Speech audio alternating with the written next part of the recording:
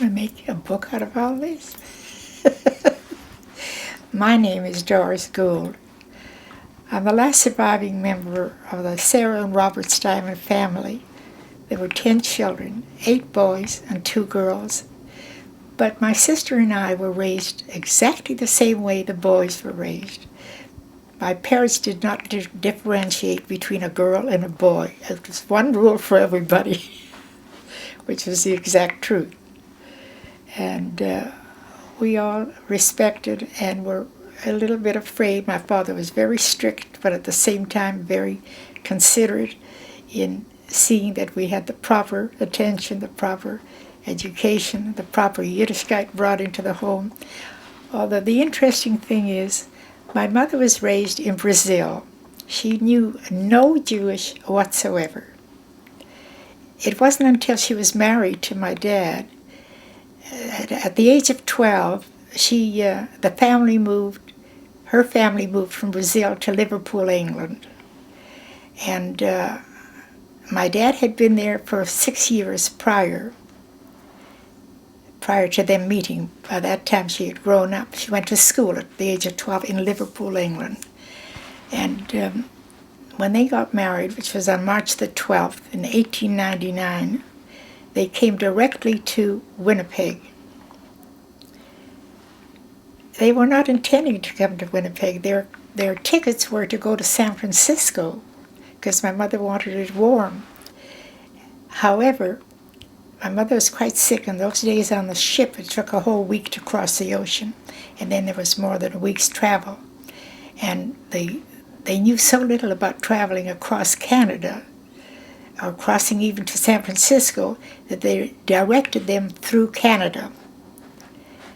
On the train, my mother was sick again, and they met what is called a Heberman. What is that in English? A G-man. Anyway, he convinced them, my dad, that since my mother was not well, my mother incidentally was 18, my dad was 23, he convinced them that he knew a much easier way, a quicker way of getting to San Francisco. They didn't have to come through, but they had already been sent off through Canada. And he said, when we get to Winnipeg, we'll change your tickets and make sure that you don't have to go all the way out to the coast.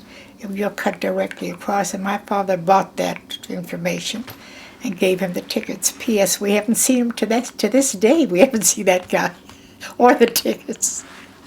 So that was story number 1.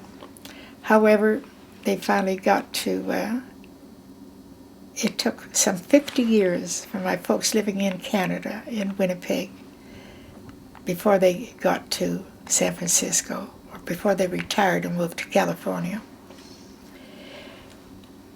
A lot took place during that time. My father was a hard worker. He had very little money because they had been robbed on the train. Their tickets were taken away, and they had nobody to go to. There they were stranded in bitter cold weather in Winnipeg. So my dad went out and he rented an empty house near the old Royal Alexandra Hotel, which has since been demolished. And he went to work. My mother hated it. She hated the climate. She couldn't stand the snow. She wasn't used to it. And however, within 13 years, in 1912, my dad has succeeded in making enough to start building his own building, a 3-story brick building, which stands on the corner of Selkirk and Andrews in Winnipeg to this day, as good as it was new. That's how well built it was, all solid brick. The building contained a hardware store, hardware, crystals, china, and furniture in the basement. And on the second floor, we had dentists and doctors' offices. And on the 3rd floor, it was rented for weddings and whatever anybody wanted. There were Galician weddings, there were Russian weddings, there were all kind of European weddings, there were bar mitzvahs. There are many people I have bumped into who who have reminded, we were married in your dad's hall. Stuyvesant's Hall it was called. Anyway, growing up with the boys, as I told you, my dad made no difference between being a girl and a boy. We all got the same treatment, the same consideration. We all had to do things. No, there was no such thing as a lazy person in our house. There was no time for that. In fact, I remember very vividly that when I was about 10 years old, we always had European maids because my mother would go into the store at times.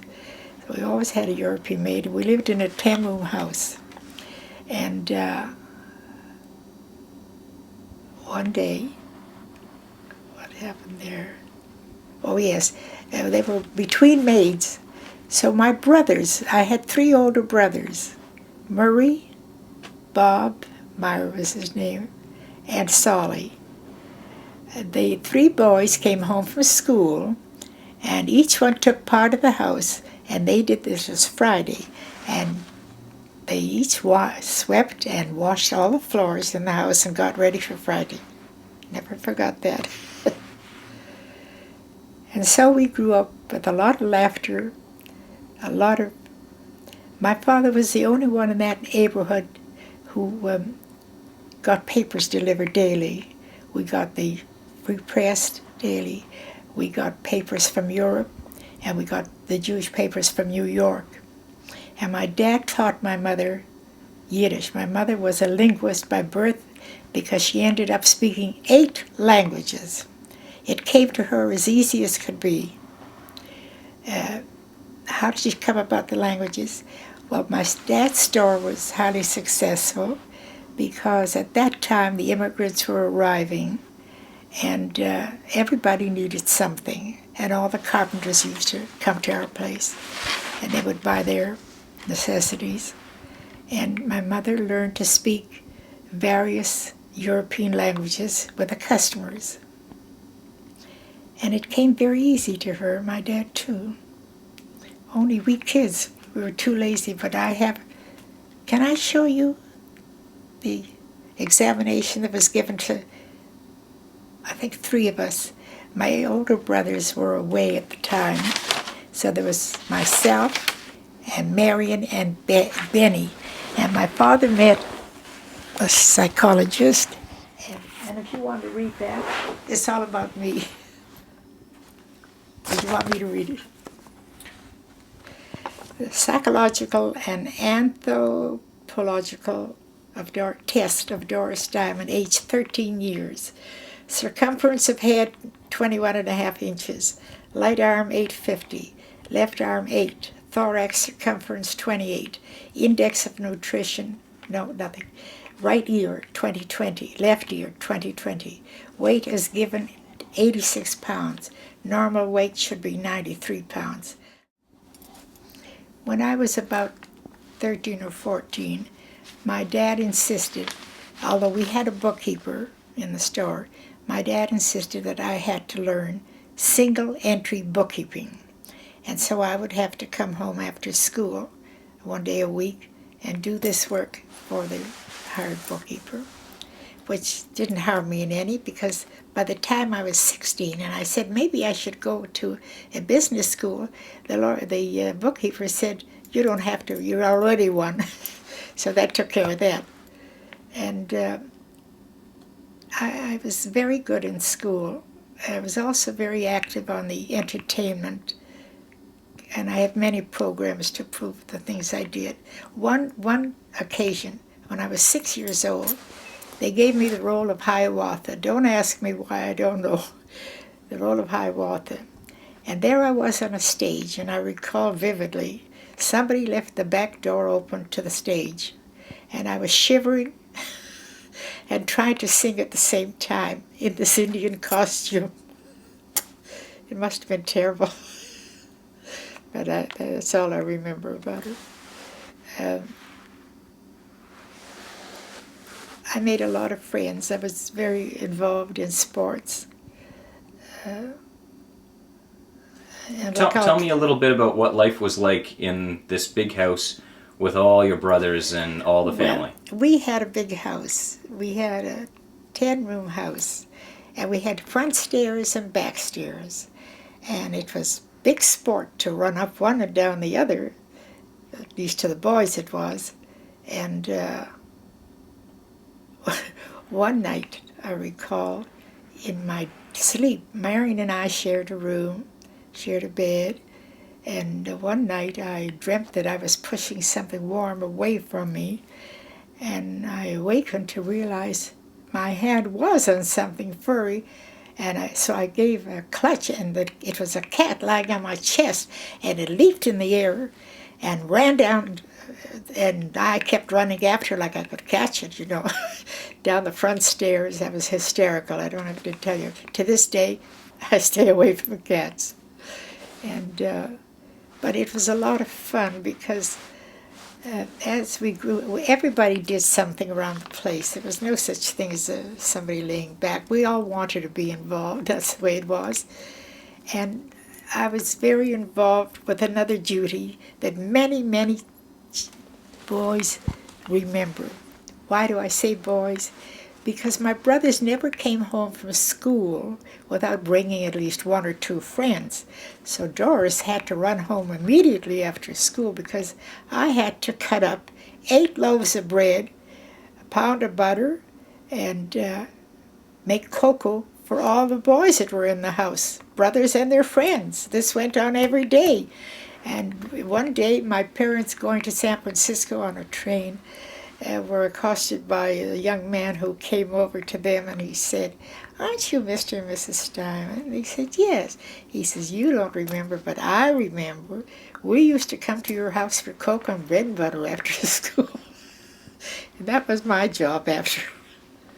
And it was a lot of fun. Then as my brother Murray was extremely talented. I have a recording. He played the piano without a lesson, but excellently, and he played the violin beautifully. His whole soul was in, and I have a record to prove it to you. I'm the only one that has that record. Through him, we had a lot of young men come, violinists and other musicians who would come to the house. So there was always that around.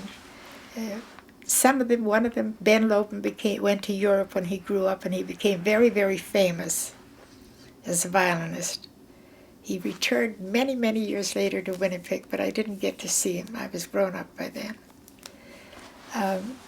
My brother-in-law, the boys knew, they went away. My brother went to Port Arthur because he got married when he was about 20, I guess, and his father-in-law was a Hurtig, and they had holdings in Port Arthur, Ontario. But I'm trying to recall things that happened in the house before I go to my brother. My dad having furniture in the store, he also had, in those days, a horse and wagon for deliveries. The horse's name was Dandy, and we all remember Dandy to this day, a great horse. And as the boys grew up, my father sold candy. We all used to write, even I did, we all wrote Dandy, there was no question about it. We all wrote Dandy, and it was a lot of fun. And of course a lot of kids came to the house too, because we played baseball. We didn't need anybody because we had our own team. And my father, as soon as the weather got nice on a Sunday afternoon, time for a picnic. So we would call up to his brother, my Uncle Max, who also had a family of 8. And between the two, we had teams, and we could have playoffs anytime we wanted to go to the park. We went to Kildonan Park because we lived up that way. Those were wonderful memories because it was a lot of fun and it was a lot of happiness, and everybody was well.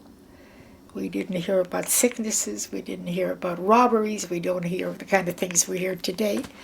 My father used to have newspapers coming from Europe. Also, the Jewish paper came from New York, and we got the Daily English paper of Winnipeg. Now, very, very few people could afford to have all those things. And so a lot of people came to our store just to hear the news of the world, particularly the Jewish news. My mother by this time had learned how to read Yiddish, and it didn't take me long to catch on either. And so we had great fun reading all the love stories and problems that occur in the Jewish paper at that time. Presumably they happen today too. We were involved. We went to Chayil. We really went to the Talmud Torah. There was a parent school, but we all went to the Talmud Torah, the one on Charles and the big one, the new. And my father was involved. He was a Mason, a Masonic order. And for many, many years, and all my brothers became Masons. My father was responsible also for helping to form the first Jewish group, a Masonic group.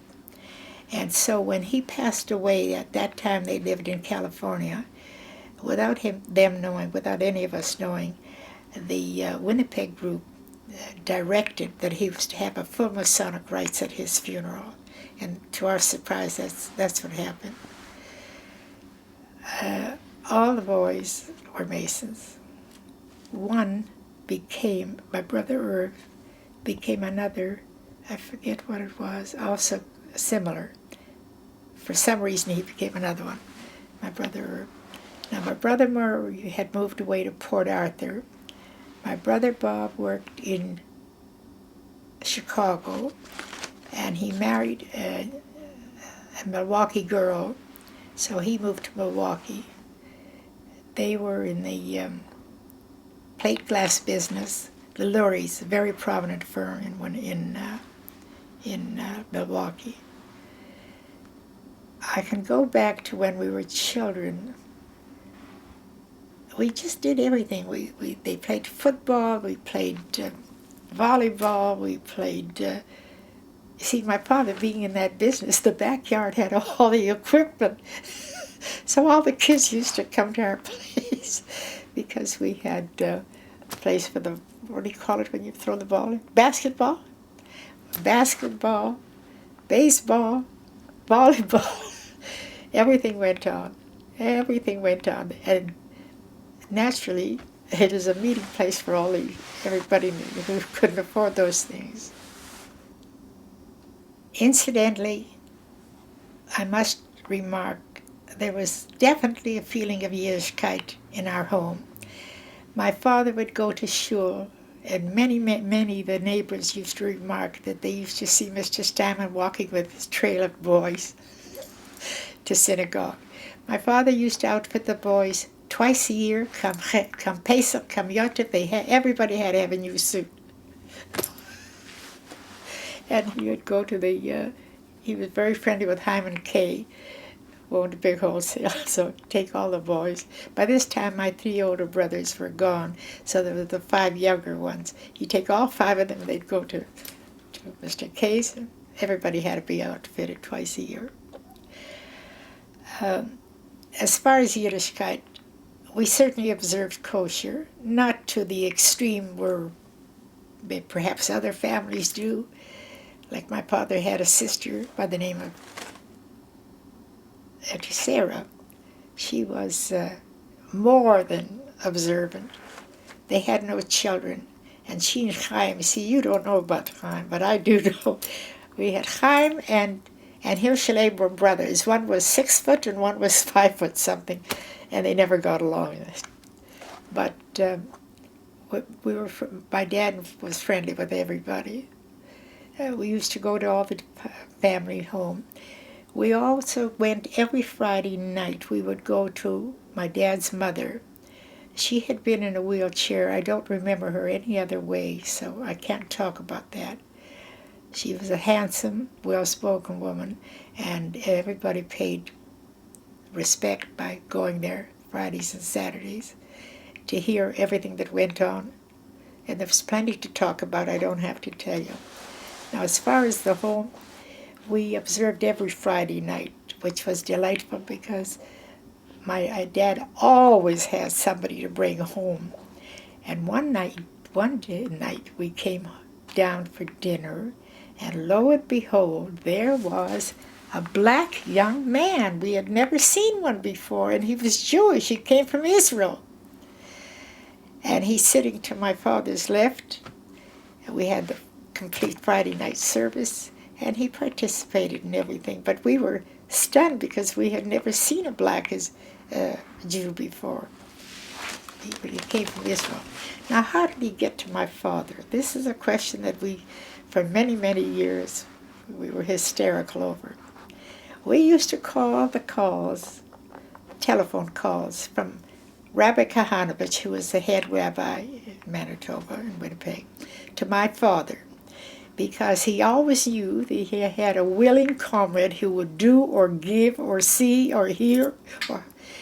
So almost every day there was a call from Rabbi Kahanovich to my father. My father's Jewish name was Rafal.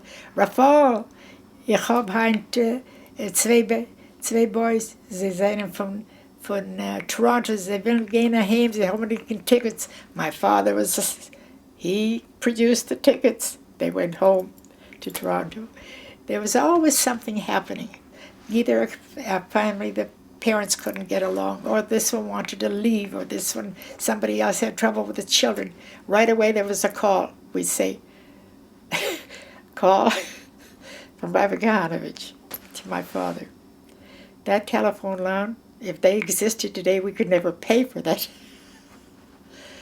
Anyway, it was something we always used to laugh about and talk about. There was always somebody new at the table, and which was nice because we heard what was doing in the rest of the world too, and how other people did or didn't get along. But we had a lot of laughter. There was one hysterical night that we shall never forget. My brother Bob, the second, and my youngest brother Eddie were both by nature comedians. They could tell you a story and never move. Their face was straight as could be. They didn't crack up. We were practically falling off our chairs, but they kept on. The most hysterical one that I remember is when my father sometime, he would fatach. That means he would translate the Hebrew into Jewish or English. My father lived in England for 6 years before he got married. And so he would use this Jewish word, and as quick as he said that word, which was a difficult word, my brother would spell it in English. Well, we nearly killed ourselves laughing. And my father would say, "Shut, still." We have to laugh about it even to this day because it was so funny. Everybody's trying to be respectful at the table and keep a straight face, and you're hysterical. You're laughing because Bobby is spelling it fast in English. That's how well they knew the Jewish. And there were many incidents that there was much laughter at the table. We paid respect when work was necessary, and the rest of the time conversation was going on. What did you do, and what did you do, and where did you go, and et cetera, like at all tables. But it was a lot of fun. And I can honestly say that I don't ever recall that there was any lack of harmony in getting along with each other, whether it was girls or boys or each of the boys. I don't remember anybody ever being mad at anybody. The idea was to get along and get ahead. That's the way we were raised. Because if anybody had any wrong idea about that, I think my father would have straightened them out very quick. Oh, lots of wonderful memories. Anyway, what can I tell you? They grew up, and then each one starts to move away. It was fun. Incidentally, my dad ran that hotel. There was even a couple recently, in fact, she just passed away this past year, who came to live there when they got married. And they moved to Vancouver, and unfortunately he was a fisherman, and he was drowned. But she was in the home recently, and every time she'd see me, she'd say, do you remember when we came to live at your father's hotel? I said, can I ever forget it? The first Jewish couple we ever had. What happened to the hotel was something due to what was happening today, unfortunately. Those who came back after the war, the First World War, no, I was too young then, had to be the Second World War, came back, and for the first time we started to hear anti-Semitism. We never ever heard, because my dad's favorite carpenter who used to come, he was a very handsome man, he was a German, and they spoke together, which incidentally I have proof I just had. We never knew until a recent, our first family reunion, which took place 5 years ago, just 100 years that my parents had been married and came to Canada. And my cousin Leonard, my mother had 2 sisters. They were all from South America and moved to England. There were no boy. There was one boy, but the boy never came to Canada or to the United States. My uncle, what was her name? My uncle's name. My mother's only brother never came to Canada or the States. He lived in England all the time. And he has 3 daughters. 2 of the daughters live in Israel to this day, and 1 lives outside of England, outside of London. They came from Liverpool, everybody. My uncle was a highly successful businessman, had a big factory there, furniture factory, and has 3 daughters, 2 of whom live in Israel, and 1 is still in England. To go back to our youth and growing up, we had a lot of relatives, because my father, as soon as he was able, he brought over everybody in the family. His mother and father, who lived in a home, set their own separate home on Selkirk Avenue between Salter and, either between Salter and Powers or Salter and, not Salter, Selkirk and Salter, on Selkirk Avenue. And of course we all used to go there. Everybody would congregate there because my grandmother was in a wheelchair. But then my father had a lot of sisters and brothers. He had my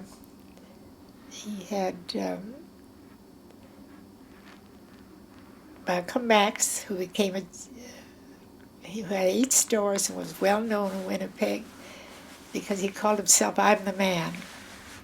And he lived on McCrae, and he had a big family. So we were all very friendly. And then there was my Uncle George, but he lived in Chicago. And a strange thing happened, which I'll tell you about a little later. And my Uncle Meyer, what did he call himself again? The youngest one. There was Israel, the eldest brother, did not come at the time my father was bringing everybody. He didn't want to leave Russia. And some years before they came, his son, Isser, came to Canada and lived in our house. And naturally, my father, in respect to the guest, went to school there, and he became a doctor. And as kids, we one day decided we had to see what that doctor's room looked like. And we walked in, and all of us really had a fit. We were so frightened.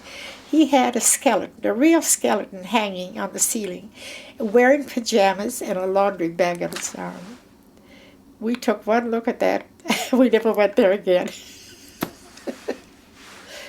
Anyway, Isser became a doctor. He went to to the country, where he taught and became he taught before he became a doctor.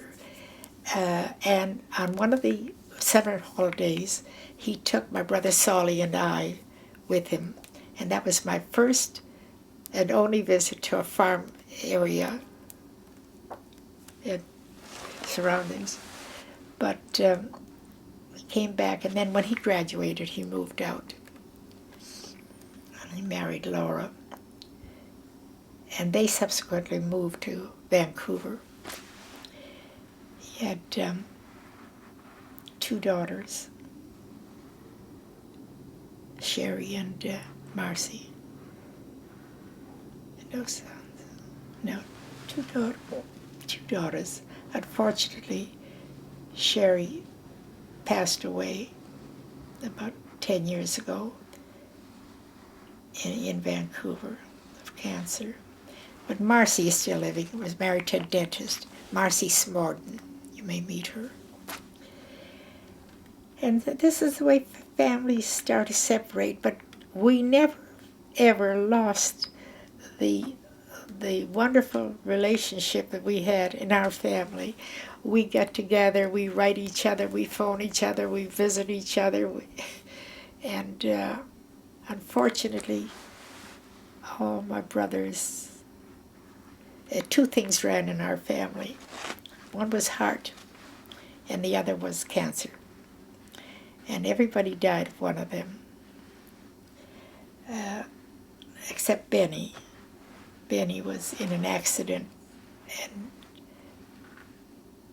suffered for many, many years. He, which reminds me, I know we lived here by then. Anyway, I moved to Montreal. In Winnipeg, before I moved to Montreal, I got involved. I really intended to go to university, where my father wanted me to, but my brother Murray was married to Dot Hurtig, and the Hurtig family were well known as furriers in Winnipeg. So she called me one summer and says, "Come on in here. Good job for you here. You can be here in the summer." I did such a good job that they talked me and my folks out of me going to school, and I stayed on as an employee in the A&M Hurtig for years. That's how you can twist an arm, you see. Times were tough, and it was very hard to get a job. And certainly during the summer months I wanted to work, but I didn't intend to stay on indefinitely, but they convinced me that I was so good at it that I should stay on.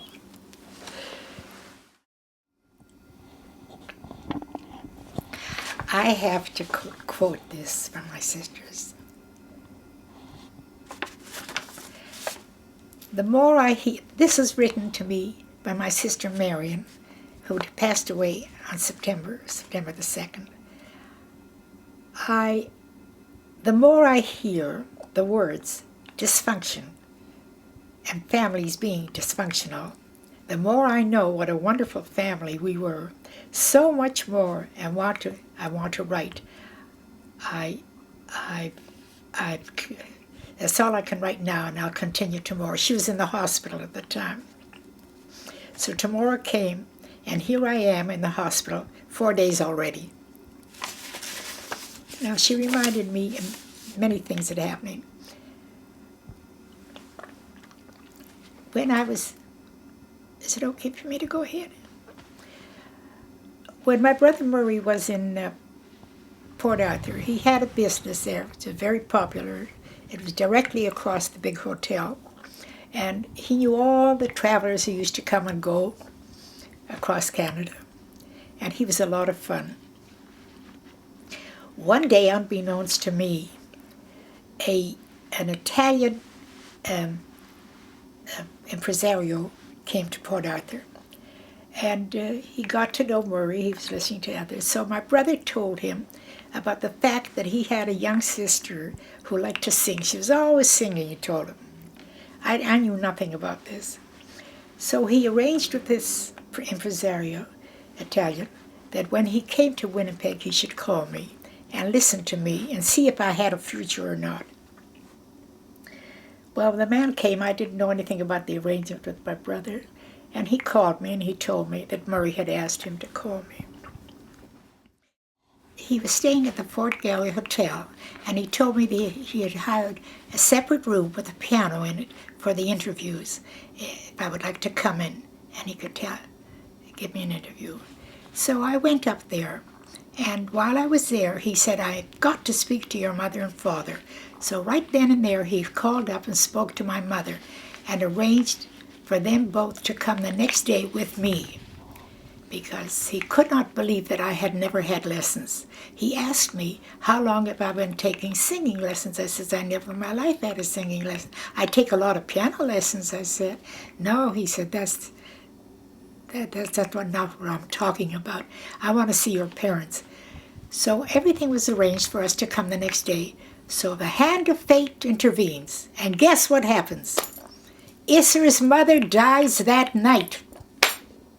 So is my father going to hear me singing when he's got a funeral to go to of his sister-in-law? So that took care of that. I believe strongly in fate. I have had so many things happen in my life that never took, even though there were plans made, or there should have been plans made, that never took place.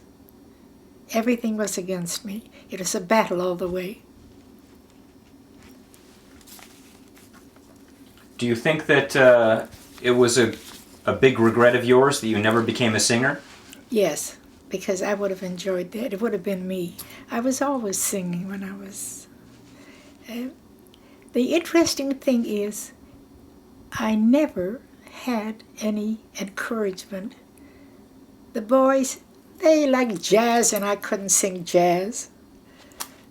I surprised them because something happened later in life as a result of them, their older gang coming to the house. But I was very shy at the time, too. I wasn't accustomed to... I had to mingle with the boys. That's all there was to it. Nobody paid any special attention to me. And the funny part was, later on, I used to do a lot of singing in Winnipeg, always never getting paid. I sang, and I have the programs to prove it.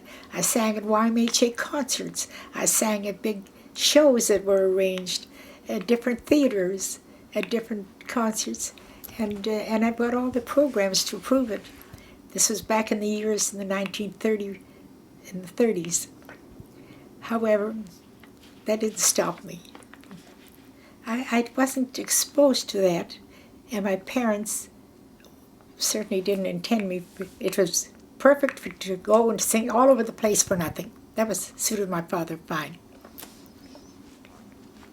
However,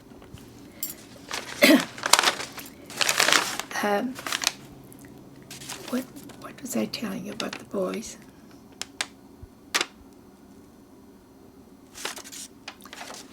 Can I take a moment to pause to think? Oh yes, there was one escapade that happened. My father had this 3-story building, and my brother Bob, the boys were very good looking, and my brother Bob, the second eldest, he was about 16, I guess. He and Solly, the one next to him, or maybe he was 17, were running around. So they were chasing each other, all in fun. So one of them, Bobby got out the window, one of the windows on the 3rd floor, and Solly caught up with him. And now he was poking something at him. And this is all with laughter. And he missed his footing, and he fell. Of course, I didn't know about that at the time. I came into the house, in our house, maybe a half an hour later, and my brother Bob is sitting in a chair, immune, frozen, and I didn't know what happened. I said, "What's wrong with him?"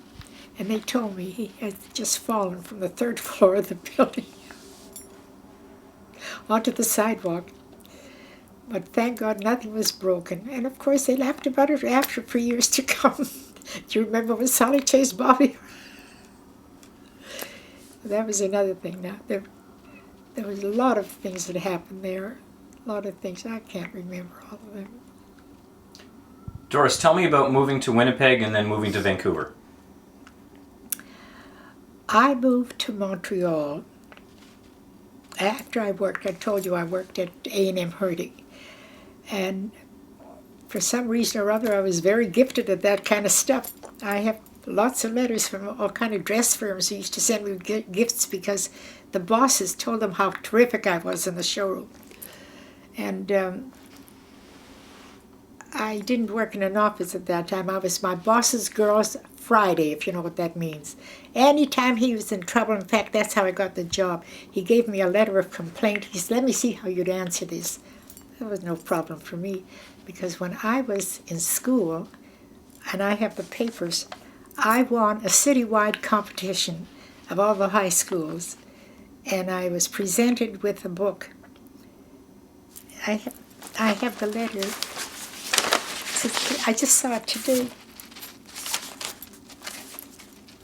Look, this is 1926.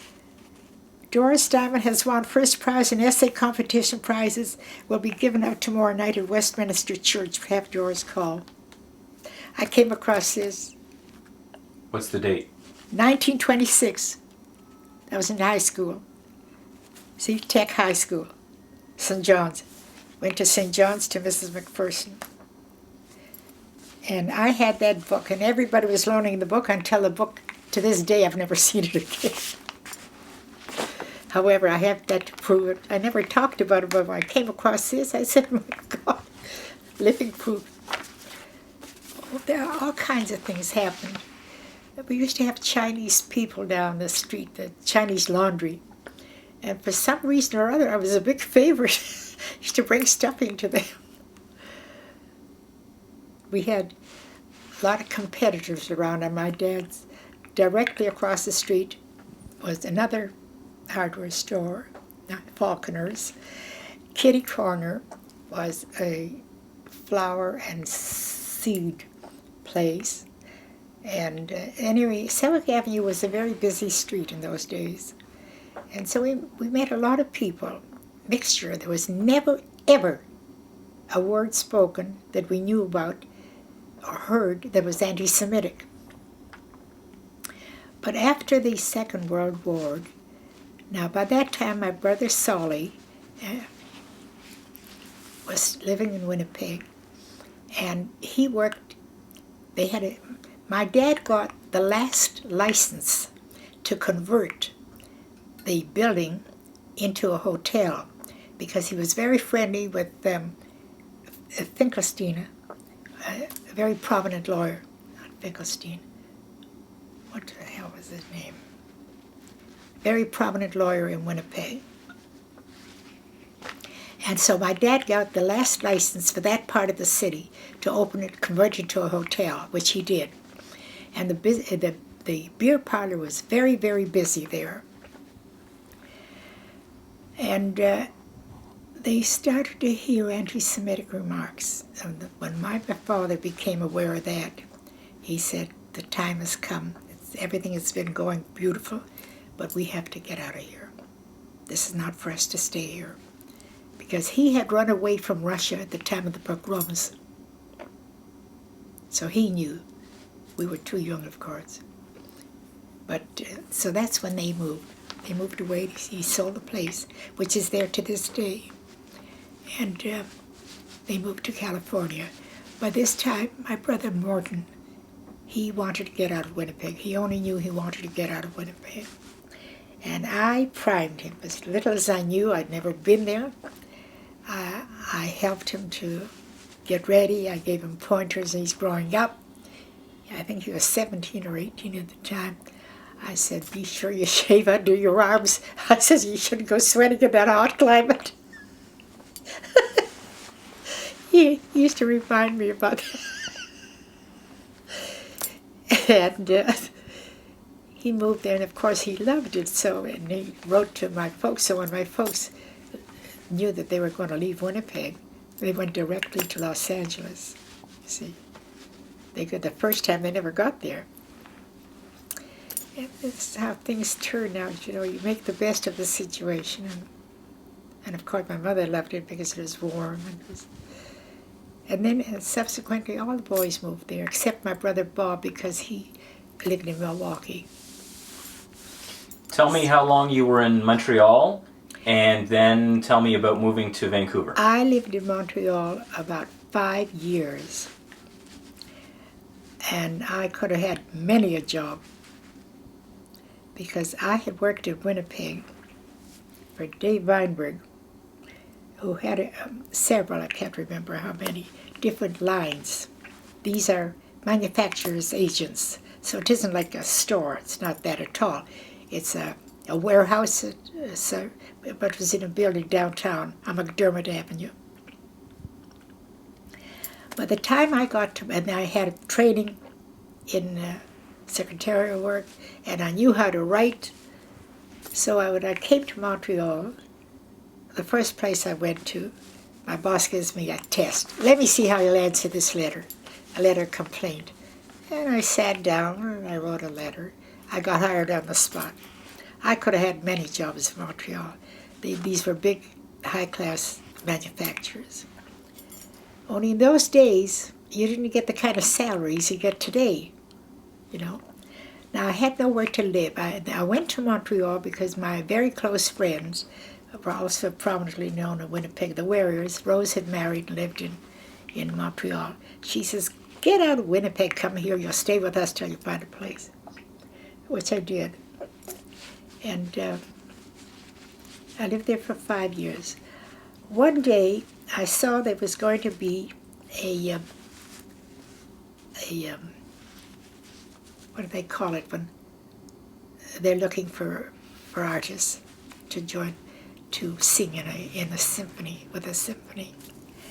And I had had no lessons, but I went up. I thought I'd like to know what it sounds like someplace else. I went up. Now, Madame Donalda was prominent in Winnipeg, in Montreal at that time, and she was in charge of this. And I was immediately accepted, even though I had not been trained prior. And the funny thing is, I was in I have the papers on that. I was in two different, I was in Traviata and Carmen. And the interesting thing is, one day, and I loved it. One day, I'm in the lobby of the building I worked in, and this man, who I used to see all the time, a manufacturer, came up to me. He said, I want to talk to you. So I didn't know what he wanted. So I said, what about? He said, well, was that you singing that I saw last night at the opera? And I said, yes. He said, you know, I could hear your voice above everybody else's, and I didn't stop listening to you. And that was the only recognition I ever had there. And then, meanwhile, I used to come home in the summer holidays. And Sam lived across the street about a half a block, and I certainly didn't know him or notice him. But he used to find out when I'd come home, and he'd phone me. Is that a fly? He used to come home, and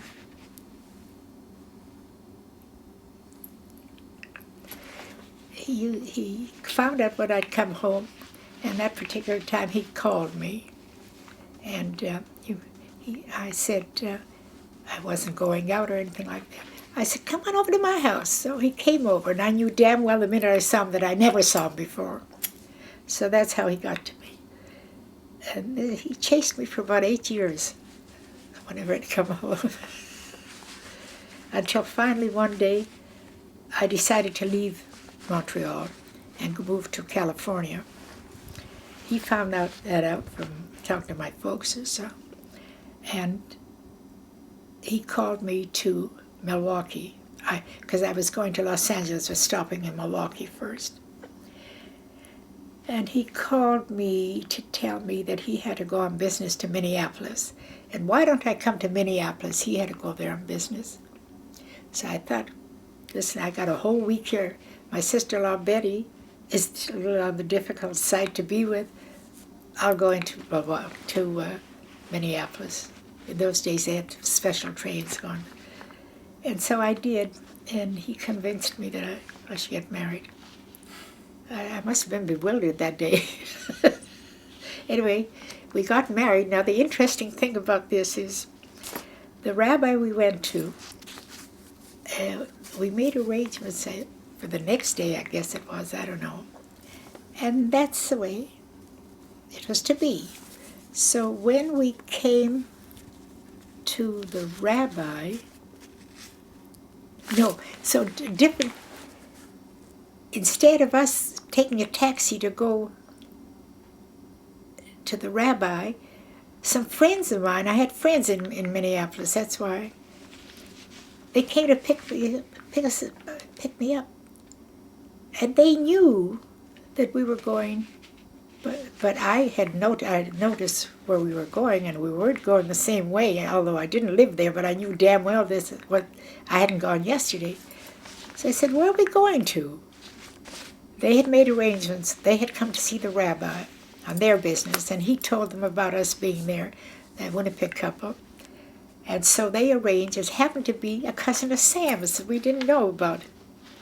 And they had arranged for us to come to their house, to be the ceremony at their house. And that's where we got married, in Minneapolis, at their house, through the rabbi. That's all a coincidence, It wasn't intended to be like that at all. And we took the train, so then I phoned my mother never forget that. I said, how would you like to hear that I got married? She says, what can I say? Naturally, I'd be delighted. So I said, well, I did. So then we went back to Winnipeg. We lived there just a few years. Sam was in the printing business. He owned a little building, and he had and I tell you, printing machines are as big as this room. They're very big. Tell me something. How old were you when you got married, and what year was that?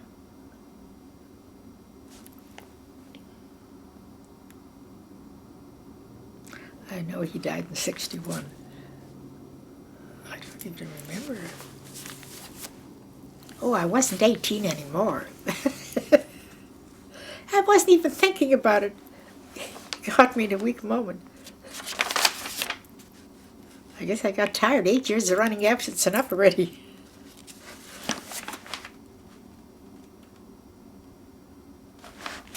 I don't even know what. I'd have to look up my, what do you call it? I was married 17 years. Right down 61. I must have been 34. I was only married 17 years. Yeah. I don't know, whatever year it was. Anyway, I saw it the first Friday. He immediately bought a great big house on a famous street in Winnipeg, I forget where, in Fort Rouge. And I was having his family in. And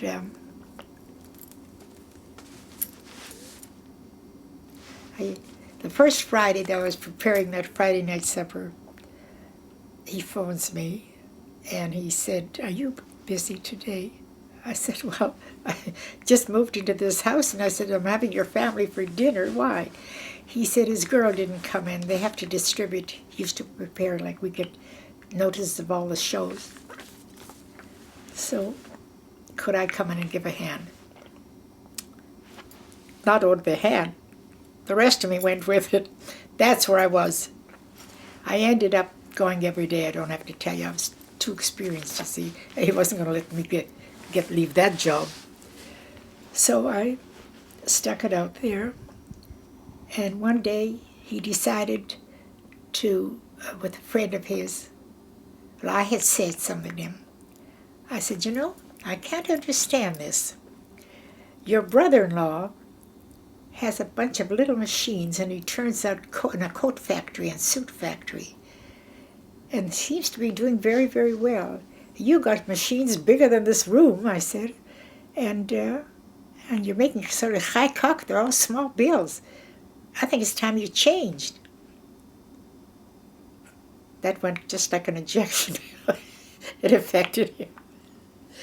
So when a friend of his, Johnny, poor Johnny died early, was going to Vancouver by car, he said, "Let me go with Johnny, and I'll see what Vancouver is like." Well, they motored, the two of them, hell-bent for leather. And he right away called me, "Catch the next plane out." So I was going to a concert that Saturday night where, what was the name of that black man who sang, that fabulous singer years ago, opera singer? There was only one. Paul Robeson. Paul Robeson. Paul Robeson was singing, and I had tickets for that. So I went to that concert, and my friends, and it was bitterly cold that night, it was winter, my friends took me after the concert to the airport, and I took a midnight flight to Vancouver, because he had called, "Catch the next plane and come here." And I flew to Vancouver. When I arrived in Vancouver, it was a whole new world. It was warm here. The trees were in bloom. The fruit trees were all in bloom. And he couldn't wait to show me the ocean. I'd never seen mountains and ocean before. It was instant love. And he bought a home here, and he bought a building here. And then he went back, and we both went back. I had to pack up what there was there. And he stayed behind to sell his business. And I stayed here. And we loved it from the first sight. Love at first sight. The building, the city. And what year was that you moved to Vancouver? It had to be about 40, in the 40s. He died in 61. That was 17 years. So it was a pencil paper. It had to be what? 1940. So you were married in 1946. I don't remember, to tell you the truth. Every once in a while I have to look it up. It's so far back. Maybe 40. No, I think we were here 47. 7. And 7 would be. No, it can't be. Because that would come out to a 4. And he died in 61. Anyway, what's the difference? Married 17 years. And he went on he was very ambitious, and he would have done extremely well if he'd stayed here, if he'd been alive. But it wasn't to be. Fate intervened. That's it. He bought a building about a block or two away from Eaton's store at that time, right downtown, and he had his printing business in there. It just wasn't to be, that's all. What else can I tell you? So I didn't have much choice. We had we had a big house in Winnipeg. We sold the house in order to come here, and bought a house when I came the first time on Adira Street, Adira near 47th. It's been torn down and something else put up now. And that's the way. But I was always involved working. I never led the kind of life that other women do. They have time, they go out to tea parties, they play cards. I never had that. I was always involved in work. Not that I was looking for it, but it always seemed to fall my way.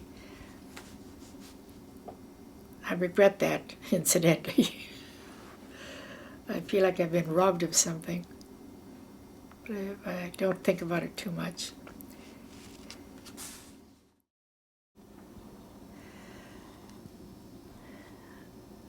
When my 5 little brothers were growing up, they were all very beautiful children. Most of them were blonde and blue-eyed. And later in life, nature turned them into either dark blondes but my father was blue-eyed. And I never knew. I have the papers. My father came from Austria. And his family, I'll show you the papers. I just read it this morning. And we never knew about that until that first family, the 100-year anniversary. It seems that my father, they came from Austria, and my grandfather, my mother's father, they came from Austria, and he rebelled at they were actually Kohanim. And he didn't want to be a Cohen and have to do that. So he picked the name Horenstein, which is derived from German names. So he says, you've got to go to yeshiva. I'll show you the papers on that. You've got to go to, so we're going to move. We're going to move over the border, and we're going to Russia. And that's how he came to Russia. And that's how he became a Horenstein. And I've got the papers to prove it to you. I just read it again this morning. But actually, the background originally, I could never figure out how my father was blonde and blue-eyed. I could never figure that one out. But when I read that, I understood better. But so they moved into some part of Latvia. And so it became, I wasn't born then, Litvaks, see. But never to the degree that I hear others are. But the reason for that is they weren't born there, you see. He came there, he was already probably in his teens. And then they ran away from the pogroms. And went to England. And he lived in England for 6 years before. And that's the way things happen. Fate in my life, it seems like fate always intervened to I could never do what I really wanted to do. I was always sort of thrown into it or compelled to do it because that's what was available, or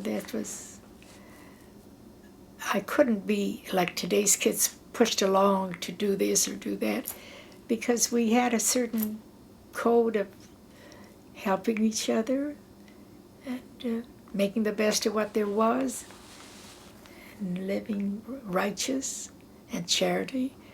I remember way back, dozens of people used to come to our store to ask my father for advice to their family, about their children, about anything. All of a sudden my dad became, but he was very good at that. Anyway, I can't say that there's any great love in my life, because not too many years ago I would have gotten married again. And he used to come in from Chicago for the winter. He used to call me every Friday night. And this particular Friday night, he didn't call me. And I was a little surprised. And then I went the next week to Palm Springs. And I saw little Hep. And she said to me, I'll show you, got a picture. How's Lou? I said, I don't know. I said, he didn't call me last Friday. And she said, so why did you call him? I said, I don't like to do those things. She don't be a damn fool, she's going. So I called up, and his brother answered the phone. I knew his brother because he had come out one time with him, and my sister Marion was there, and the four of us went for dinner. And he told me Lou was in the hospital. So I said, what's wrong? Oh, he said, not too good. So the following week, I phoned again, thinking he'd be home. And there was no answer in the change of time, early afternoon. So I phoned later in the day, and this time he answered the phone. His brother answered the phone, and he said, we just walked in from the funeral. So what can I tell you? I don't know anything about Lou. Can you tell me a little bit to begin about meeting or anything? I met him at a lecture at the synagogue in Palm Springs. Very nice person. As a matter of fact, his name is one of the builders in Jerusalem, in Tel Aviv, of one of the big, I should remember, it was near the Hilton. There was Lou Terry, his name was. He was a widow. And he had given several ambulances to Israel. By that time I met him.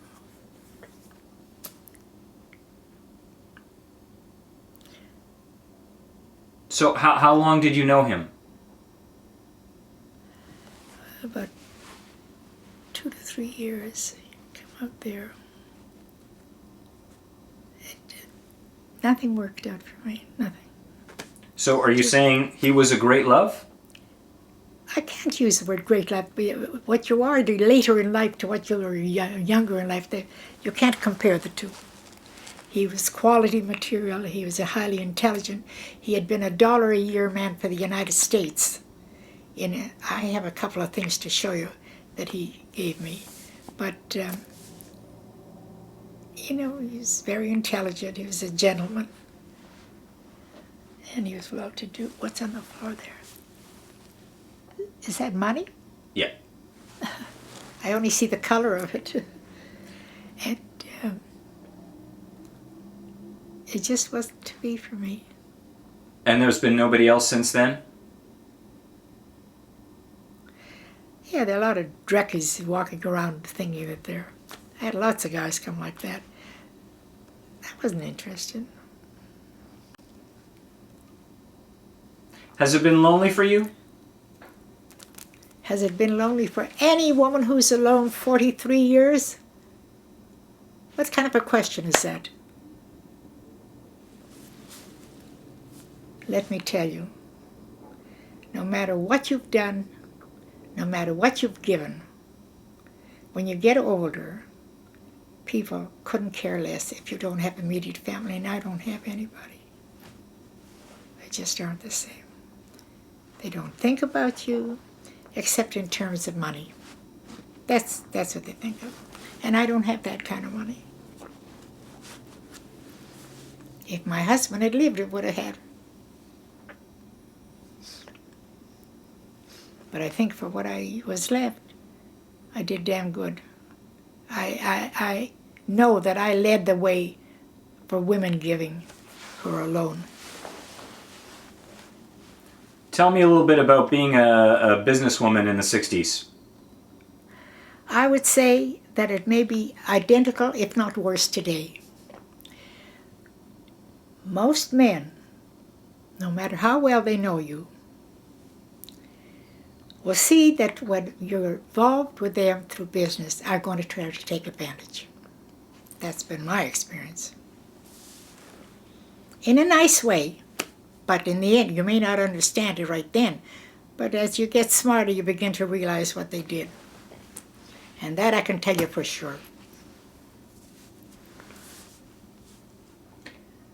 I see you as being an extremely strong woman. Do you think that you were always this way, or do you think that having to take care of the business alone made you that way? Definitely. I was a very shy person. I was even shy about even getting on a stage when I'm singing. It took a long time for me to overcome that. And you're so accustomed to knocks along the way that you start to say, to hell with them. You know, and I'll just have to do this. And you just go and do it. What else can you do? My cousin, who's a psychiatrist, Pulmer, he calls me very often. He marvels at me. What are you marveling about? He said, how do you do all these things? I said, well, I don't sit around and mope about it. I don't sit around and cry about it. I says, if it has to be done, I just jolly well do it. And that's the answer. He can't get over that. He calls me up. How do you do it? I says, first of all, I'm not accustomed like some women to sit around and talk it over with 99 people or with themselves that I have to give this up. Sure, I gave up a lot of things to have to do that. I didn't have the freedom like the others did. I had native intelligence, and I had to use what I had, that's all. If it was good, it came out good. If it was bad, just my tough luck, that's all. But, If someone were to ask you to describe Doris Gould, how would you describe Doris Gould to somebody? I found there are so many unusual things that have been coming my way lately that makes me ill. Like somebody said I had a temper. I only know that I had a lot of friends when I was younger.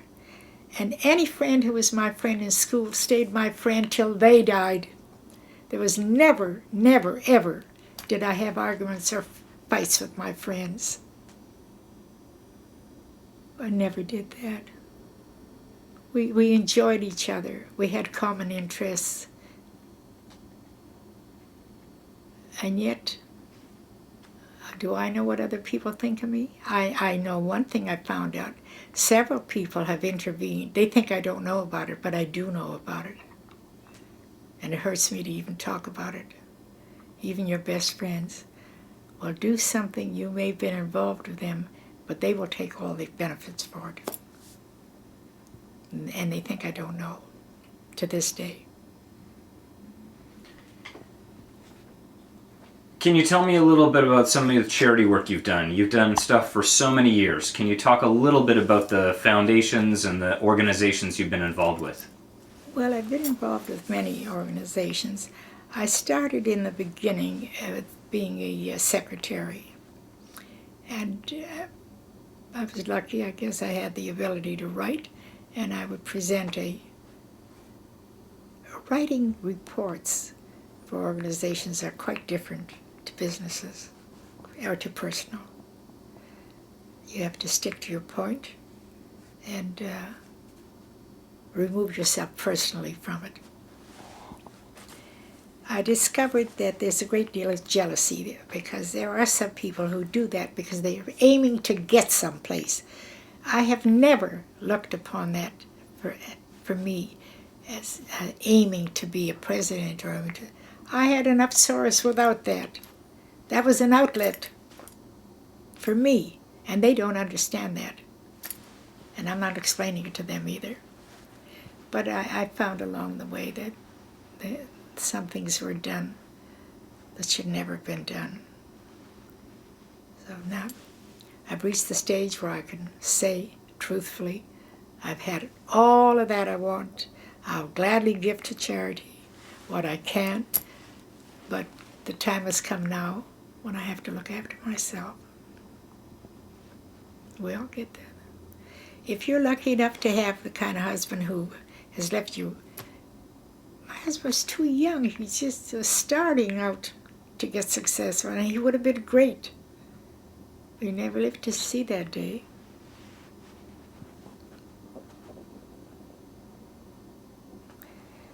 So you ask me, doing all this work was just, to me, it was just something along the way, that's all. I always helped. I was known for that. I didn't wait for somebody to tell me that so-and-so needed that or so-and-so. I automatically do it, and I don't go around talking about it. And that's the way I've always been.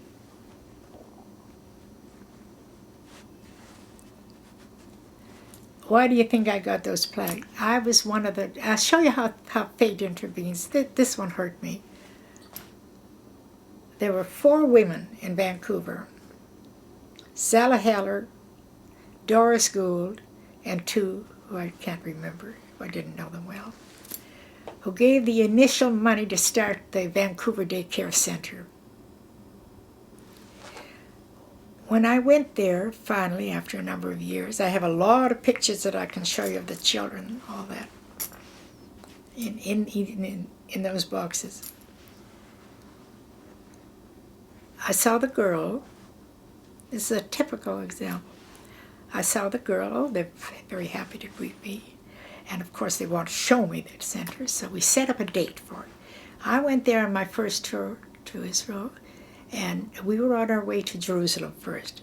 I said, now I will be back here, and I went to the Hadassah office. I will be back here in a week, and then I will be very happy to go to see my home. And when I came back a week later, there was a man from Toronto or Montreal in the group that we'd gone. And he sees me leaving at about 9 or before 9 in the morning. He says, where are you going at this hour? I said, I have an appointment at the Hadassah office. So he says, do you mind if I walk with you? I says, walk with me. The sidewalk's open. I says, I'm just going there to see the home, the daycare center. So we came there, and there was nobody there in the office. We sat around for about 20 minutes. Not a soul came in there. I was starting to get embarrassed. He must think I'm nuts or something, you know. And he was quite prominent from Montreal. So I went on a survey in these offices, in the Hadassah office, which was quite big. And when I walked to the very end of what do you call it, I found somebody in one of the rooms way back. I said, you know, we've been sitting here. I've been sitting with a gentleman who's in the committee, not for this, but for what? It was their golf club that they had there that my lawyer talked me into going anyway. So I see the plaques are on the wall, the two ladies that I can't remember, Zella Haller, the Haller family, and Doris, but the one for Doris Gould wasn't there.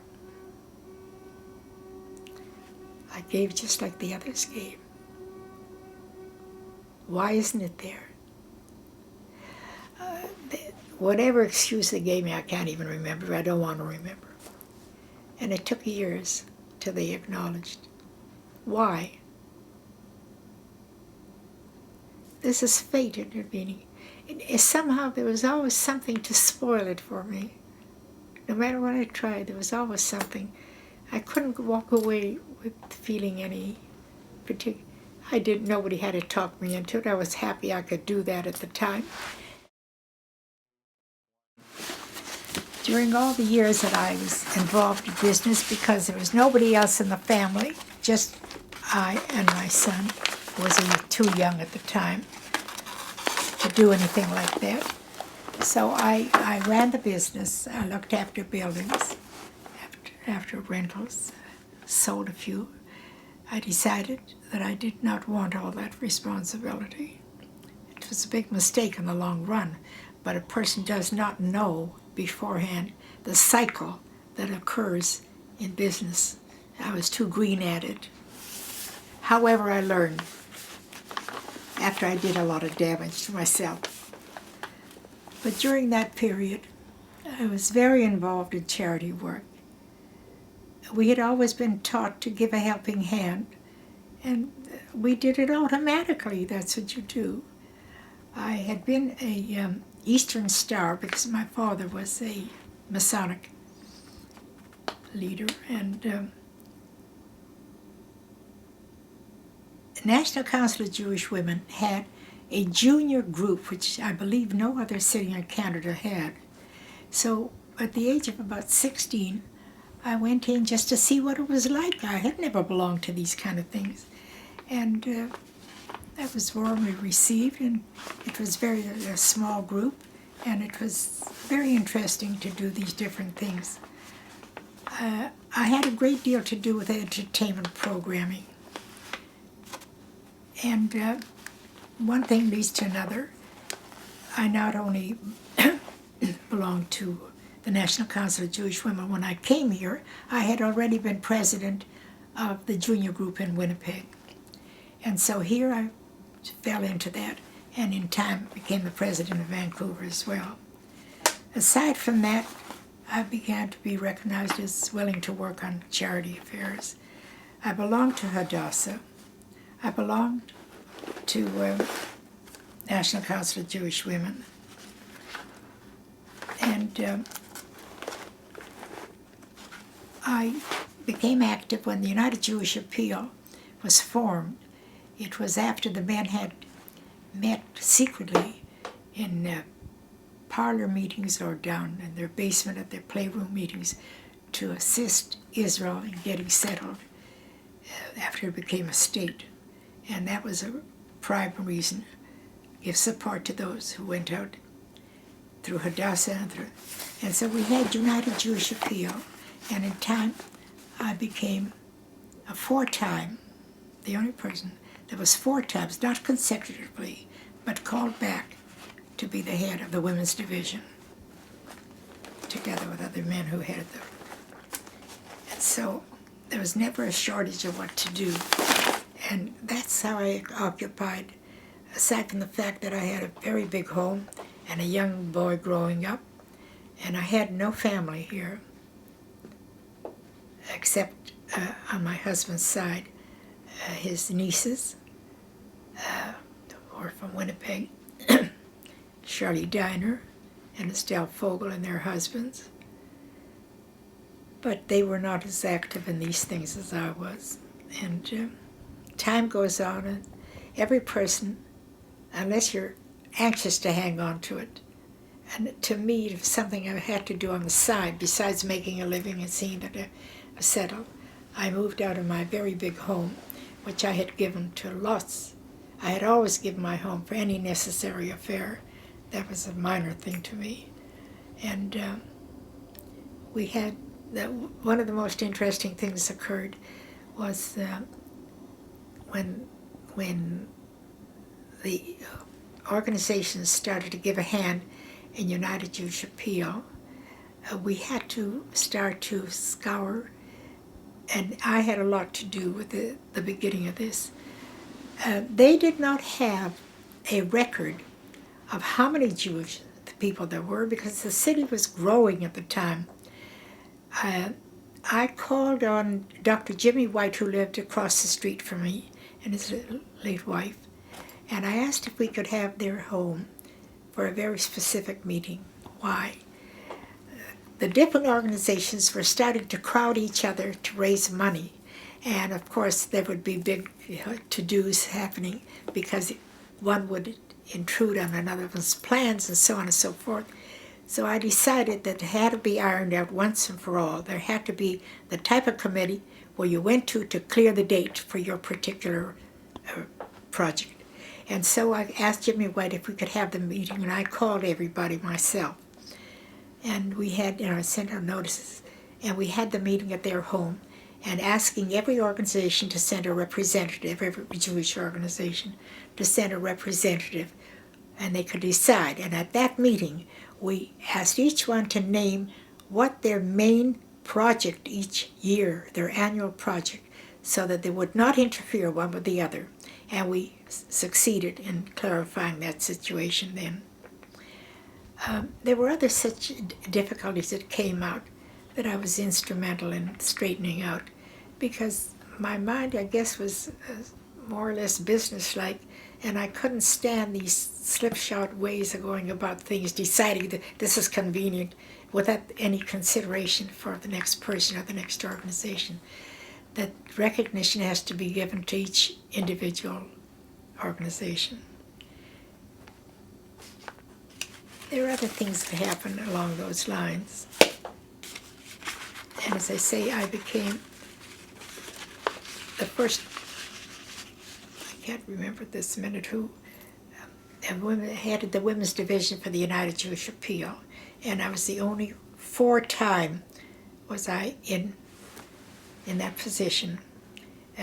One time we actually asked the four chairmen, past chairmen, I was one of them, and we had to, that's the only way we could make up leaders for that. And today, United Jewish Appeal comes under Federation, so that's a different thing. And it was time that I moved on.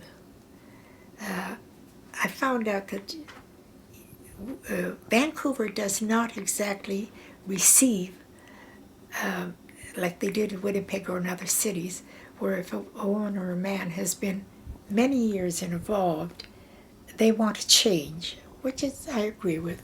It should be a change. It's of interest to people who are not involved and may inspire them, or it's also time for him to have or her to have a rest.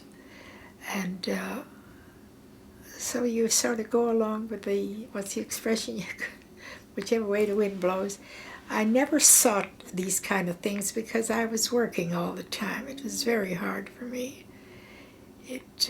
I never had time to sit around and play cards like the most women do, or to go to tea parties or things like that. The kind of things I was always invited to was give money, give money, give money. I shouldn't say that on this. But, and while I did my best, I feel and I know that I was one of the leaders in this community because I kept up my husband's pledges from the day he died. I never backed out on anything. And that started the women to start to come forward because by that time, more widows were starting to appear on the scene. What else can I tell you? You know what? You haven't talked at all about Lanny and your grandkids. Why don't you talk about the importance of family and about what your family is to you today? It was a great thrill to have Lanny, and his dad was so happy to have him. It was very sad that he had to go so early, and poor Lanny really didn't have the kind of direction that he wanted to. And he came home one day. Sam had gone with Mo Levine to Las Vegas to a gin tournament. And he spoke to me that night, asking me what I wanted him to bring him. And I said, oh, anything you pick, you have good taste, so that's okay. And the next day I got a phone call. I was at a meeting, and I was very restless, so I thought I better go home. I went home. I lived in a very big home on Cypress Street at the time, which home I had given for many, many meetings and affairs, and it was our pleasure to do that. In fact, one amusing thing about that was that when the Hadas, or the National Council, used to have a special division for the older people, and we try to give them a picnic every year out to the park. Well, somebody got rid of the fact that we had a very big home and a very big yard, and why shouldn't they come? So before Sam died, they asked him for the following year, he wasn't here to see it, could they have the grounds to have their picnic for the Golden Agers, we call them. And he died shortly after that. And so they came to me. They said, but he promised it. So I went to the rabbi because I said, it's March. My husband just died. I said, and they're asking me to have a picnic in a few months. Is this right? And out came the famous Jewish answer. This is a mitzvah. You know what that means? So, unquestionably, they had. So they came to have a picnic on the grounds. We had 2 acres. And got to Geholfen. It started to rain. So what happens? The picnic comes indoors. And whatever was prepared for outdoors proved insufficient, but thank God I had the kind of household to know how to handle it, all these kind of situations. And so we had to come forth, whatever we had to come forth, Dad. And there were a lot of people who came. They didn't come to especially for they came to see the house, and they saw it. They walked all over the place, whether we wanted them to or not. Anyway, one of the memories. Oh, funny things that happened. However, I was very happy that we could give it. What use is a big house if you don't do these things? We had many, many meetings in our big house. We had many rehearsals for different, because I sang wherever I could. You were talking a little bit about Lanny as a young boy. He had a lot, and Sam enjoyed him very, very much, and he took him all places, fishing and this and that and the other. And when I got the phone call, which was so unexpected, he talked to me the night before. He was in Vegas with Mo Levine, and Mo told me he had had about $650 in his pocket, and I didn't know anything about this, and the next afternoon I was in a meeting and I was very restless, so I decided I better go home. I went home, and I no sooner got into the house, it was about between 3 and 4 o'clock, when, maybe a little earlier, the doorbell rang, and Goldie Lauer appeared there. I said, "What are you doing here?" She says, well, her daughter was at kids' school, and she figured she'd come a little earlier and visit me. So I came down. I was just on the way up the stairs. The stairs, incidentally, were reminiscent of, what's the name of that play, you know, where she comes down the southern, she was in it, comes down these grand staircase and winds, I forget. Anyway, the doorbell rang. I thought, who could be here at this hour? I'm never here. And anyway, who would be coming at this hour? So I ran down the stairs, and it was Goldie Lauer. And I don't know to this day whether she really knew or didn't know at that time. Because, so I said, oh, good, let's go and have a cup of tea. So we went into the kitchen. And when we got to the kitchen in this big house in Cyprus, the telephone rang, and Goldie was there. And I got this call. This is a nurse at the Sunrise Hospital, no doctor phone, to tell you that your husband had a heart attack and expired. And that was the phone call. So I dropped the phone. I didn't know if I even heard right. So the phone rang again, and I said, Goldie, answer that. I don't think I heard that right. So she answered the phone, and that's exactly what they said. The nurse phoned to tell me that my husband died. Now, Mo Levine was there at the time with him. They went together. And the rabbi phoned. He phoned Mo to please look after certain things that needed attention at that end, to send the body back here. And from there I went to work again. What can I tell you? I know one thing. When you want something done, you take a business person. You don't take a layman. And he came home. He saw several cars outside, and I was there. Sam's family flew in from Winnipeg. He had 2 sisters and their husbands. It was a big shock to all of us. Tell me a little bit more about your grandkids and what they mean to you today and how they're involved with you. My grandkids are naturally the only close relatives I have. They're very nice. They're very smart. My grandson today is a corporate jet pilot with, what's the name of that American, his offices. He was with another firm for 3 years. He's only 27 now, and he's a corporate jet pilot with, what's a D? Delta. Delta, with Delta Airlines. And of course he's flying all over the world, and he loves it. He just loves it. It'll be a year this December that he started with them. And they picked him up. They were looking for young boys who had been all over. He had already been in the States. He's now an American citizen. He had already been in the States several years, 3 years. I think he was about 21 when he went there first. And he took his primary courses here, training here, but when he came there, he went to Florida. That's where he was accepted. And he went to school there, and he did a lot of flying from Mexico, Mexico into Florida and back into the United States. And then later he was transferred to the midsection of it. And after that he was transferred west, and he wanted desperately to stay in the West, but they wouldn't have it. He was put back in Oklahoma City, because that's easy to go every which way, which he did. And he was with them for several years. But now he's with Delta as a corporate jet pilot, and he loves that. Very happy. I hear from him periodically. Very fine person.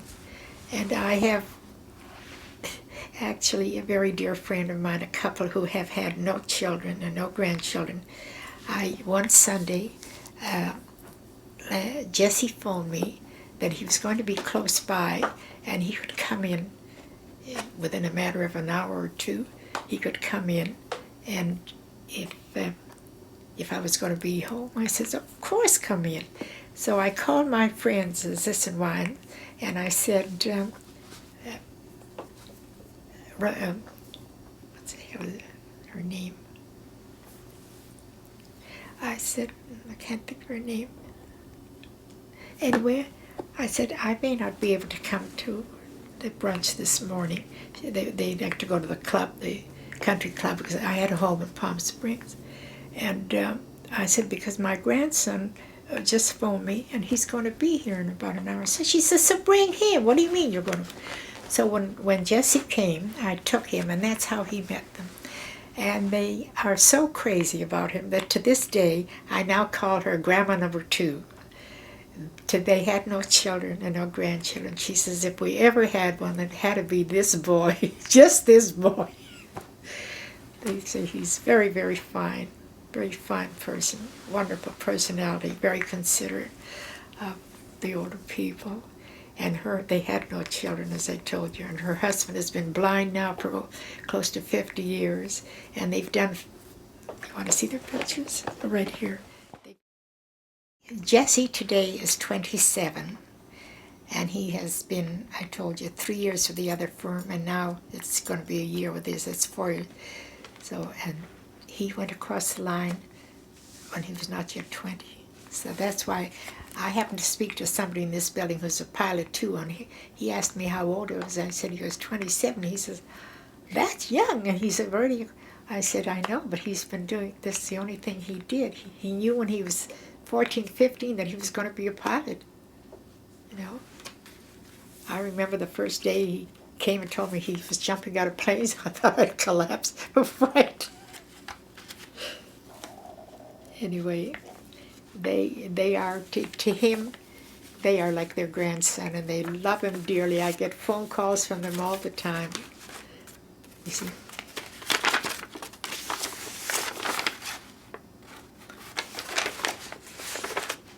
These are the people who founded. Now, it's about 40 years they've been doing this, open to the public. And I became it's called the Desert Visionaries. I became a member there because I could not be there and not do that. So that's the way life goes on. Things present themselves, and you do the best with what does. If you don't want to do it, you don't do it. That's all. Now tell me about Mandy. Mandy's very bright also. Mandy finished her 3rd year at UBC, and Mandy is gifted in languages. Right now she's taking a course in Spanish because she wants to go to Cuba. But she already spoke French about 5 years ago. And she went back to classes Saturday morning to learn Spanish. She's very bright. When she finished her 3rd year, she said, you know, I've never worked. I don't know what the downtown is even like or what it's like to work. I'd like to take a year off. So we try to talk her out of it. She says, I can always go back and write the last year exams. That's nothing, she says. She was a good student because when she had a student, she just closed that. She went upstairs, closed the door, and that was it. Nobody could intrude on that. She was friendly with another student, a fellow, who was also very good in computer work. And so they had a lot more in common. This is from college on into university and all. And they're good friends to this day. He one day, when she decided she'd like to get some summer work and see, because the university had a summer room booking agency there.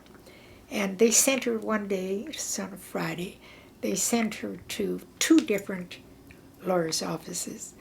And she came back, she said, or maybe it was over the few days, she came back, she was very excited. She'd never been downtown in an office, and she liked them both. I says, well, you can't have both. You have to make a decision which one you want to be.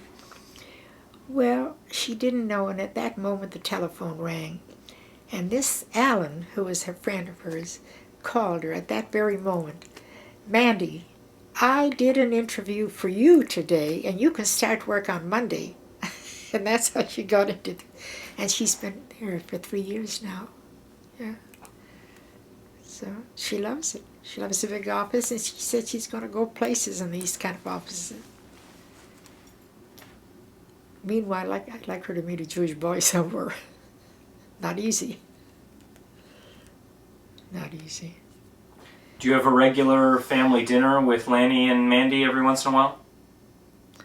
I used to invite them for Fridays all the time. But there was a divorce, and they started backing away. And now they do. I take them out periodically, but they won't come regularly now. He's 27. It smells like something is burning. Both my grandchildren are very fine in appearance and fine in character. They're both highly intelligent and very definite about what they want to do. My grandson has been now, he's an American citizen now, and he is with you told me about this. Delta Airlines. Yeah, you told me about this already. Yes. And Mandy has been with a very big firm, a business firm, and she likes it very, very much. She's never worked with a lot of people before. Now, an English firm has bought this over about a year ago, so there's been a big change, but she was kept on. And in fact, they sent her together with a few other girls to, I forget now whether they sent her to San Francisco or to someplace to see how they had put their new system into effect, because they wanted to do it here. So they sent these 3 girls to study it and to. So apparently she's well looked upon, but like all places today, they're throwing, as soon as they find somebody very efficient, everything is being dumped on that efficient person until that person gets it up to here. I don't have to tell you. But he's very happy in what he's doing, because being a corporate jet pilot, he gets treated just like the people who hired him. And he's been all over the place. He's been many, many times picking people up along the East Coast, Americans, and flying them to Florida. And especially now is the time everybody's going to Florida for the weather. And he has been to Paris, and he's been to, or he was expecting to go to Paris. Maybe that's why I haven't heard from him the last 2 weeks. And he's been to London in England. So he flies all over the place. But he's been very busy the last more than a month, because he used to phone more often. And he and Mandy communicate on the computer almost daily. I don't have to tell you. And then, each one finds his. Now we're planning to go to San Diego, and I want to take Mandy with me. It's Meisha Steinman, who is a cousin. His daughter Nancy is having her son's bar mitzvah. It's a big thing. And it's going to be a big do. The invitation is there. So she was trying to see if she could get off. All she has to get off is Friday and come back Monday, so she'll have to wait. But I just told Lanny, we'll take the early morning, so we'll have the afternoon to rest, because Friday night, I was going to go the day before, but it means an extra hotel. So I said, I'm up anyway. And she for sure gets up, because she's up, she's downtown by 8 o'clock. Has to start early. And they're dumping a lot of work on her, because she's very conscientious and very, very efficient. And she understands it like she made it. So that's the way. Doris, can you tell me something? I'm going to ask you a special question. Yeah. How old are you, and how does it feel to be that old? I don't feel, fortunately for me, I've been active all my life.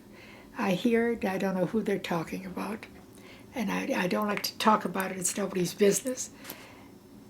I feel like I'm 39 or 49, because I can do just about anything I want. Arthritis has set in now, And it's not pleasant, but I do a lot of things that other women would not do because I don't intend to become. Most of us say, oh, I can't move. I don't know the word can't. If I want to do it, I do it. So I do it with a pain, so big deal. I've done a lot of things with a lot of pain. A lot of things. That's what makes me different. My cousin, who's a psychiatrist, phones me many a time, Dr. Palmer. He says he marvels at me because his own mother, Sylvia, is in the home, and her sister Esther is in the home in Winnipeg. And I'm running around visiting them or doing things. How do I do it? I said, to tell you the truth, Bim, I don't stop to think, can I, or can't I, or do I, or don't I, or... I said, it's something I have to do, so I do it. My mother used to say, there's an expression in Jewish, weniger gerät und mehr getan. That means less talk and more action. That's what I was raised on, and that's what I do. I don't sit and kvetch about it. What else what can I tell you? I cannot tell you what the outside world looks at me and thinks of me because I don't hear it, so I can't tell you. Myself, I can only explain to you, that's the way I am. If something needs to be done, I just do it. So, I don't like some of the things, but I do it anyway. Tell me about your life today, in an average week. What do you do? What kind of things do you get up to? I have not been getting out too much with people because people are very funny. The 50, 60-year-olds are petrified. They think if they're seen with somebody who's in their 80s, that they're going to catch it for sure. And that's a lot of my friends have passed on. You can't control that. When my friends were ill, I went to them right to the very end. I never stopped visiting them, and used to go very frequently to the home because I was going to see Shirley. My niece Shirley was there. My cousin Sylvia is there. Sylvia, today I don't go as often for one reason only. She doesn't know me anymore. So when I go there, her caregiver keeps saying, Sylvia, it's your cousin Doris. And she looks at the wall. She doesn't know who I am. So I don't go so often. I do pop in, but not the way I used to. There are a lot of other people who wish I would come to see them. But the time has come when I'm starting to get arthritic. And I'd like to get the hell away from this rain. I'd feel a lot better. But I'm going to the Arthritis Society. And I do whatever. If I want to go to a concert or to a symphony or to a theater, I go. So what? I don't sit and kvetch. And the one thing I do that a lot of them don't do, they wouldn't go alone. They at least the Christ will come down and alter them or something. I don't know. I don't let it stop me. If I want to do it, I do it.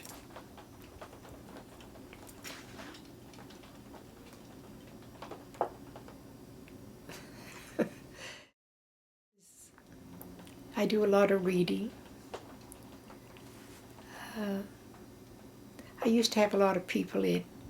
Last week I had 6 ladies in. I'm not lazy, so that doesn't count at all. If I want to do it, I just do it, that's all. I'd like to be able to invite more couples. The truth of the matter is there are no couples left. There's either a husband, mostly wives are left. You can't start calling the husbands. I'm not running after any of them, so... You've often talked about some of the greatest happiness in your life has been your brothers and your sister and your family, and you're the last one now. Tell me about that. Well, the loss of my sister was, I cannot explain it. We talked to each other so much. We could discuss anything, and we could laugh about things, and we could enjoy the same things, and I never try to push my way with her. I acquiesced. If that's what you want to do, sure, I'll do it. That's why she says it was such a pleasure to be with, that we could agree on everything. I never try to push my way and say I want to do this. Don't you want to do that? Fine, we'll go to see it. So it's one more thing. I mean, but there was always harmony. And I have nobody to do that with today. The latest excitement has been watching the American stupidity on the air. And if they don't finish with that, thank God it's going to be over on Tuesday, I think. Because to watch Bush and to listen to his nonsense at times, and they're really backing out, they're giving it to him in spades now about the explosive that he didn't. And I have an American friend who calls me at every turn on so-and-so. So. Doris, you've been through a long period of time, a world war, Cold War, elections, people. Let me ask you this. Think of yourself facing a group of young people. What would be your advice to them? I agree with Carrie. There has to be much more understanding as to who and why you're doing it. You cannot do it, no country can do it by himself unless it's another small town or people. But they've had now today, France has backed away, Germany has backed away, and so you're doing it by yourself? Look at the debt. He's put them into trillions of dollars now. You know how long it takes to get out of that? He'll be lucky if they get out in 10 years. With the way prices are going up now. Now, I think you misunderstood me. When I was talking about advice, I was talking about advice about life, love, experience. You know, you've lived through a lot of different things. I'm not talking so much politics. Think about having like a group of young people, and here you are, a person who's of great experience. What kind of things would you tell them about life and love? We were fortunate that we actually grew up, although there was a war on, but I was too young to really understand what it meant, you know. And it was never the degree of hatred that you've seen from one country to another, or people such as terrorists to get such a mishigas that your religion is the only one. There should be choice for everybody. I would not interfere with any person's choice of religion. If they want to be nuts, let them be nuts. It's not my aim in life to persuade them to be something I'm not. And nobody can change me. I have been accustomed to that, what do you call it? It's been very peaceful. Sure, there have been a lot of disappointments. Sure, there are a lot of things I can't go to. Today, the biggest difficulty today is that as you get older, I don't fall in that category, but I know it's there. A lot of people, they have to have their afternoon naps. They can't do it without the rest. And but I myself, I don't want to go to any more meetings. I've had enough already.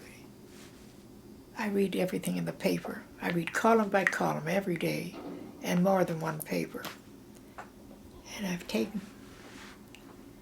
I say you have to keep involved in that because you have to know what's going on around you. I don't like what Bush has done. He has committed one country to go on its own against the world. You've got to be sugar. If you're talented in something or you're gifted in something, and this has first hold on you, by all means, try that, because you'll never be happy without it. If it's something you can do on the side with a special leaning or towards whether it's creative work, whether it's artwork, whether it's business work, you have to do that in order to make a living. So you have to recognize that there has to be a concentrated effort in the direction you have to make a living. Not everybody's lucky enough to have parents leave over millions. No parents, we weren't left millions of dollars. We weren't left anything. But we didn't complain because we were taught to face the world. Go out. My mother used to say, Arbet medele was to have na kledele. You know what that means? Work, little girl, so you'll have a little dress. And that can be quoted in many languages. And that's exactly what it means, word for word. Arbet, work, little girl, and you'll be able to have a little dress. And that's about the best advice I could give them. You can't get by chiseling on people, and you can't get by leaning on people, because sooner or later they're going to become aware that you're a taker, not a giver. And none of us were like that. That I am. I'm a realist. I face what is. I don't call it something else. And I don't try to cover my eyes to it. Sure, I may be disappointed more, but that's the roll of the dice, as they say. Doris, you got 2 minutes left. In your final couple of minutes, tell me... But I wish you... Huh? No. Tell me how you would like people to remember Doris Gould.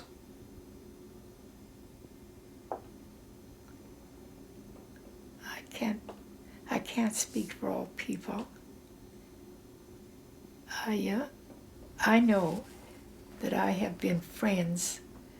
If they were ever my friends in school, they're my friends till they die. We never, ever, ever had words. We had a lot of laughs and a lot of things to remember. But lately, somebody accused me of having a temper. I never fought with any of my friends. I don't know who started that rumor. I was unable, because I was timid, to slap people down when I should have. And I wasn't used to it. I never saw it. I heard about it. But lately, some people have gotten a little too thick for their... Okay, I think you're getting off topic. Yeah. In a quick summary, how would you like people to remember Doris Gould? As she is. What else? What can I pretend to be something I'm not? I'm an average person who was raised with facing the facts, with helping. Certainly we helped all, no matter who it was, no matter. I remember my mother telling us when we had a man come, we always had maids at that stage, and the man came to work in the yard at the back, and he had to be served lunch. So my mother was going to the store. She said, see that he has lunch. So I got lunch ready, but I didn't put a tablecloth on. And my mother happened to come in. She says, he is also a mensch. You don't let him sit down at a table without a tablecloth. That's the way we were raised. One last thing. Yeah. Give me a blessing goodbye. I wish for you, first of all, good health. I wish your family good health. And above all, keep it harmonious. Because only you can make it that.